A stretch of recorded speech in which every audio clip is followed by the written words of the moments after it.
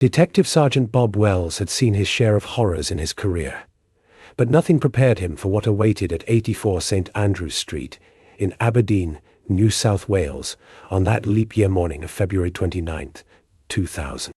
The quiet mining town of 2,000 people awoke to police sirens as officers responded to concerned neighbors, reporting John Price hadn't shown up for work. Blood stained the front doorstep.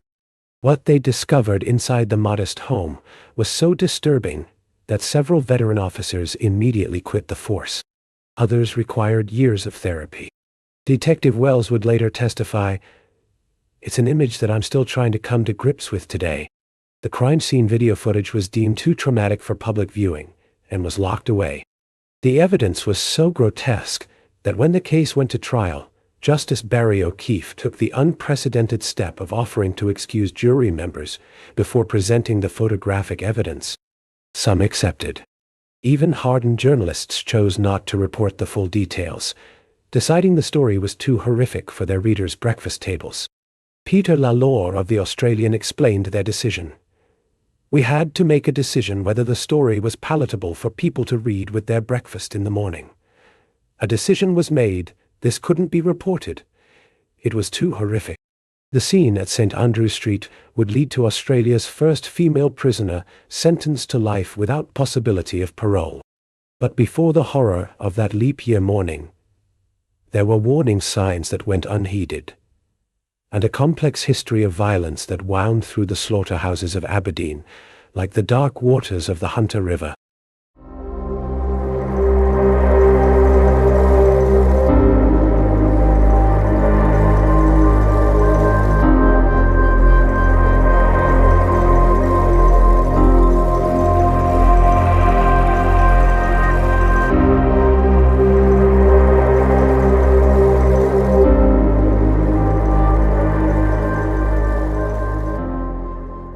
John Charles Thomas Price, known around Aberdeen as Pricey, embodied the image of a quintessential Australian family man. Born January 6, 1955, he had built a stable life working in the local mines, where his reputation for reliability and kindness earned him respect among his colleagues. Unlike the violent end he would meet, Price's separation from his wife Colleen in 1988 demonstrated his character.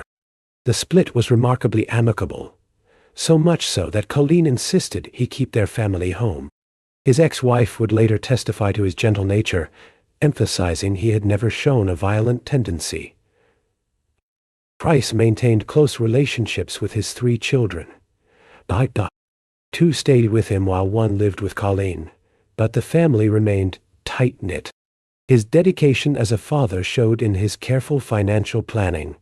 He had put his home and assets in his children's names, a decision that would later prove fateful.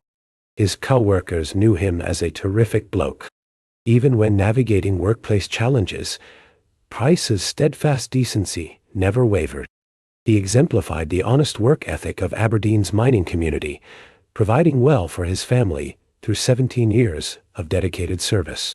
But in 1995, Price met Katherine Knight at a local club. Despite knowing her violent reputation in their small town, he allowed himself to hope he could be the one to change her. By February 2000, he sensed a grave mistake in that hope. The day before his death, he confided to coworkers. If he didn't show up for work the next day, it would be because Knight had killed him. They pleaded with him not to go home. Price explained he had to. He feared what Knight might do to his children if he didn't return. His final act would be trying to protect the family he had always put first.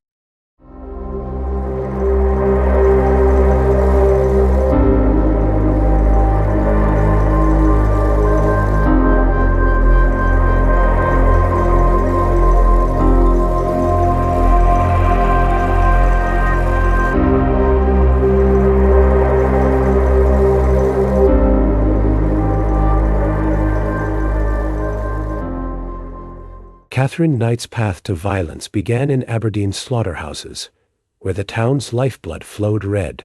Born October 24, 1955, she entered a world already steeped in dysfunction. Her mother Barbara had 4 sons with her husband Jack Rowan before having an affair with Ken Knight, a co-worker at Aberdeen Meatworks. Ken Knight proved worse than Jack.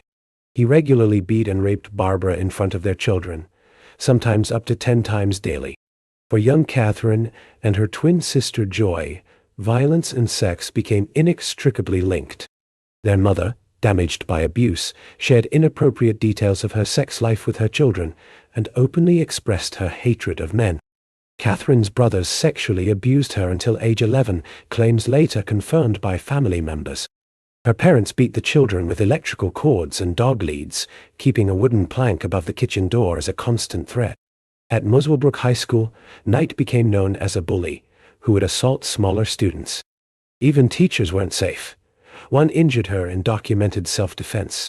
Though she left school illiterate at 16, she achieved her dream job at the Aberdeen Meatworks in 1974 at age 18. In the slaughterhouse, Knight found her calling. Co-workers noticed she would linger at the killing floor, watching animals die with unusual interest. When promoted, she began deliberately nicking arteries to make deaths slower. At home, she hung butcher knives above her bed to keep them handy.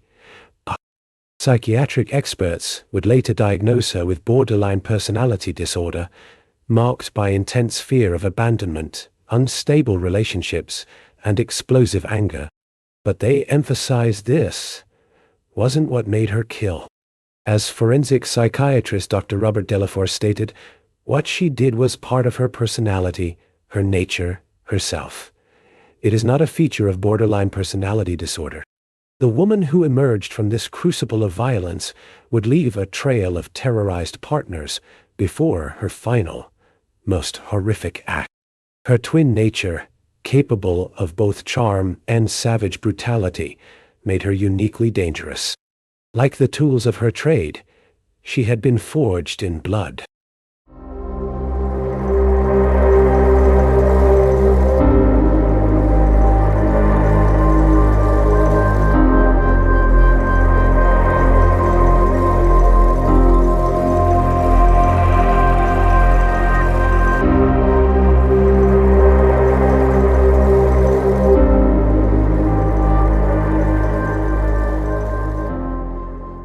Through her adult life, Katherine Knight left a wake of brutalized partners, each relationship following a pattern of seduction, control, and escalating violence.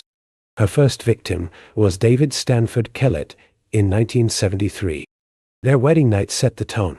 Knight tried strangling him for only having sex 3 times, compared to her parents' 5 on their wedding night. When pregnant, she lit his clothes on fire and fractured his skull with a frying pan because he was late from a darts competition. David Saunders came next, in 1986, taught why. Knight's jealousy and violence emerged quickly. To demonstrate what would happen if he cheated, she cut the throat of his 8-week-old dingo puppy in front of him before knocking him unconscious with a frying pan. When she stabbed him in the stomach with scissors and hit him with an iron, he finally fled into hiding. John Chillingworth followed in 1990. Their relationship produced a son, Eric, but Knight's violence continued. The breaking point came when she smashed his false teeth to pieces. Throughout these relationships, she used sex to lure partners back after violent episodes, wielding both pleasure and pain as weapons of control. When she met John Price in 1995, the pattern repeated. She moved in with him despite his children's concern. When Price refused to marry her and put his assets in his children's names, Knight retaliated by sending video evidence of him taking discarded medical supplies from work to his employer. The betrayal cost Price his job and pension after 17 years. In early 2000, Price finally tried to escape. He told his brother, "She's got something loose. She's going to kill me." His brother would later take his own life after hearing the details of Price's murder in court. Knight's brother Kenneth had warned police, "I'm going to kill Pricey, and I'm going to get away with it. I'll get away with it because I'll make out that I'm mad." The stage was set for Aberdeen's most horrific crime.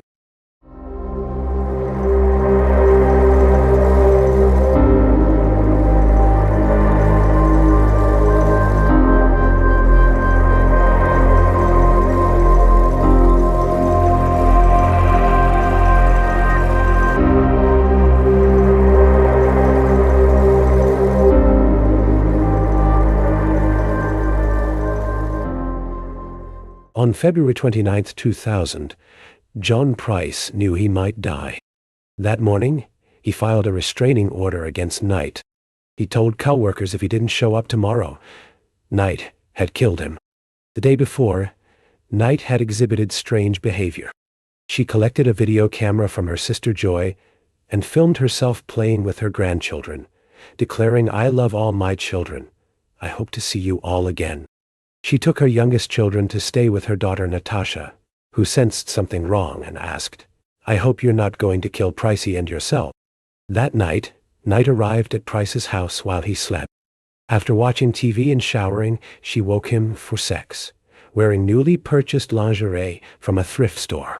When Price fell asleep again, she began her attack. The blood evidence told the story. Price awoke to Knight stabbing him. He tried turning on lights, attempted escape.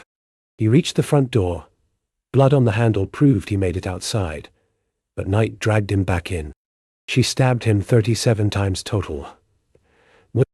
What followed demonstrated Knight's slaughterhouse expertise.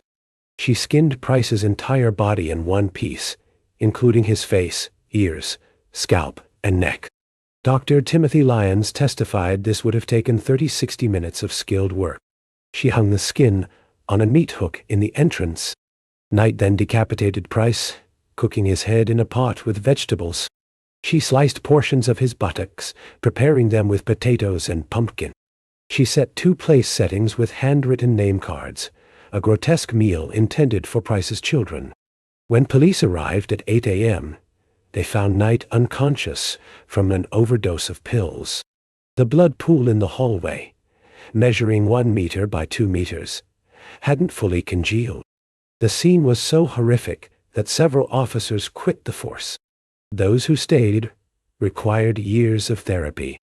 The crime scene video remains sealed, deemed too traumatic for viewing. Aberdeen's long nightmare had reached its brutal climax.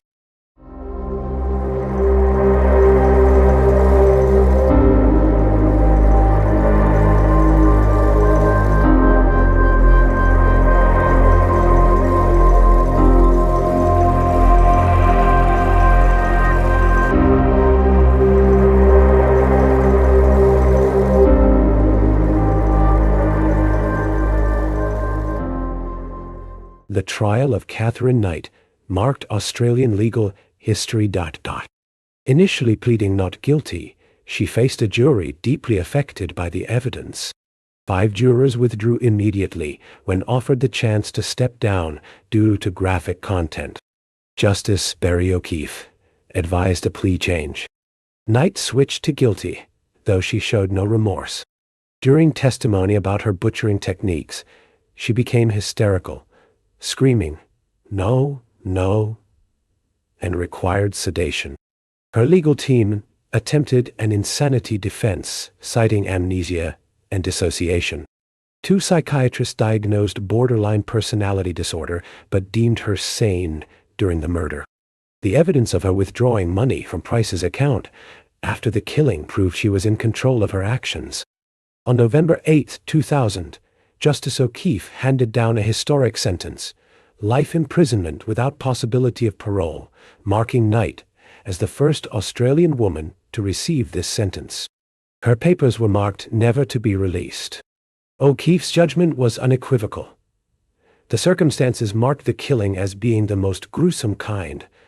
The last minutes of Mr. John Price's life must have been a time of abject terror for him, as they were a time of utter enjoyment for Katherine Knight. Knight appealed in 2006, claiming the sentence too severe. 3 justices dismissed it. Justice McClellan wrote, "This was an appalling crime almost beyond contemplation in a civilized society." Today, Knight serves her sentence at Silverwater Women's Correctional Center. Known as Nana, she works making headphones under constant guard.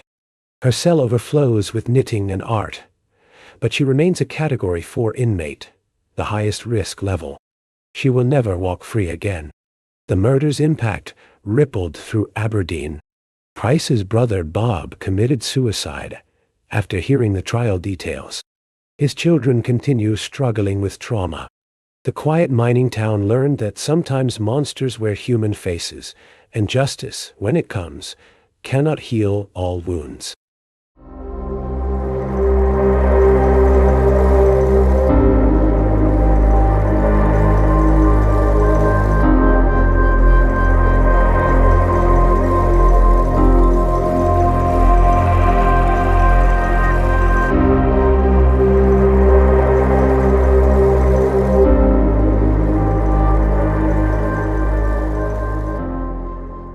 The Katherine Knight case fundamentally changed Australia's criminal justice landscape.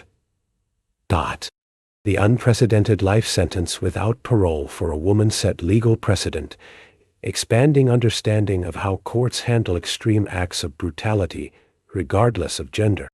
In Aberdeen, the impact lingers decades later. The town of 2,000 people carries a collective trauma. Real estate agents still struggle to sell homes near the crime scene. Local schools develop new counseling programs after children of longtime residents began showing anxiety symptoms when learning town history. The case exposed fatal flaws in Australia's domestic violence response system. Knight's documented history of partner abuse, animal cruelty, and violent threats had generated multiple police reports.